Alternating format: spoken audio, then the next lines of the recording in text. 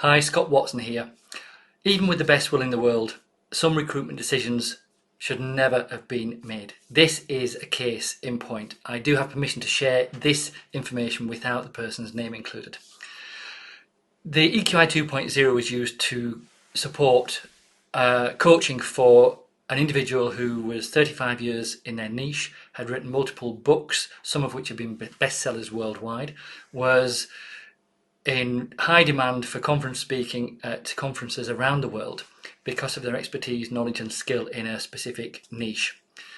This person loved to work on their own, always preferred to work on their own, had never led a team in terms of day-to-day responsibilities, and indeed didn't want to lead a team. Their organisation decided, for a number of reasons, one of which was to reward this individual, another one may have been to retain this individual because of his expertise, knowledge and skill and the credibility it brought the organisation. They decided that it would be a good thing to do to promote this person to people leadership at a director level. This person didn't want the director level.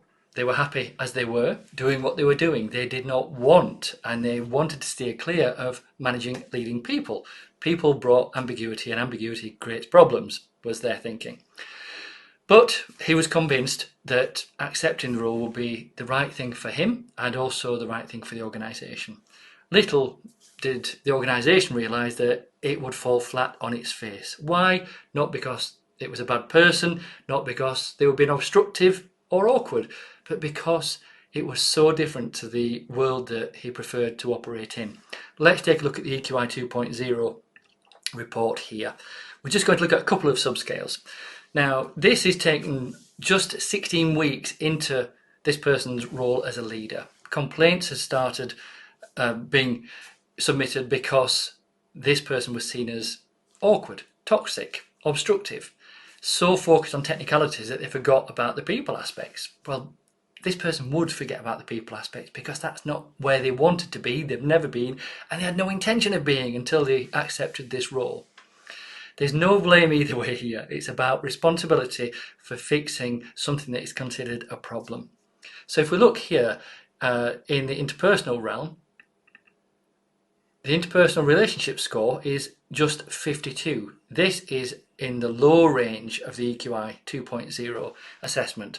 Interpersonal relationships, he doesn't value them because he's never invested in them. He's not developed nourishing, mutually beneficial, high trust relationships because this person works on their own. Their best ideas come from when they're working in isolation, independently, away from people. So, no great investment in relationships. But also look at this person's emotional self-awareness at just 74. This again is low range. So this person isn't so much aware of how their mood is developing, how their mood is changing, how their focus is going to what's going to go wrong. How can I stop things going wrong? I don't want to mess up. I don't want to let anybody down, rather than a focus on how can I get things right? How can I help people out? How can I contribute to this team? This also partnered with a balanced level of social responsibility, contributing to a community, a group, a team. But doing that, it's all out of balance. This person wanted to contribute to a team, but not by being an active part of that team, as in a leader. Alongside this, what we find is stress tolerance, optimism were really low. Self-regard here is in the low range. He doesn't think highly of himself. He hasn't got that inner confidence in terms of leading people, having relationships with people. He does possess it in terms of expertise, knowledge and skill. That's within him. But the rest of it is outside of him.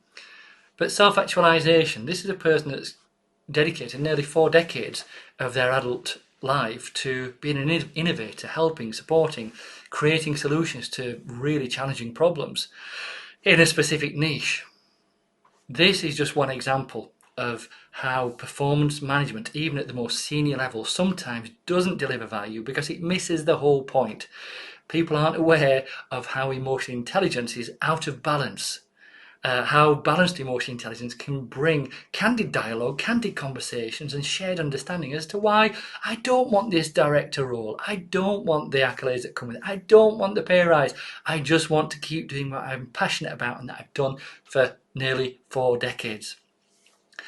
Sometimes performance management is more about telling people they need to change, they need to book their ideas up, or how can we move this forward, which is really well intended but so poorly executed on so many occasions.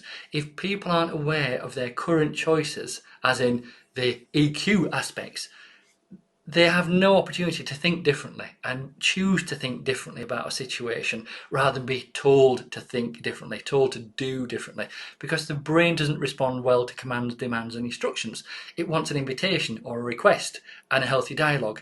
Without this level of detail, and this discussion only took 2 hours before that person started to own their awareness of this, started to own the choices they were about to make. This person decided to resign from their position, remain within the organisation, and continue to do what they were passionate about doing. And then things changed. Sometimes resigning from a position is not a weakness, it's a strength, it's an inner strength. And then the results begin to change. Why?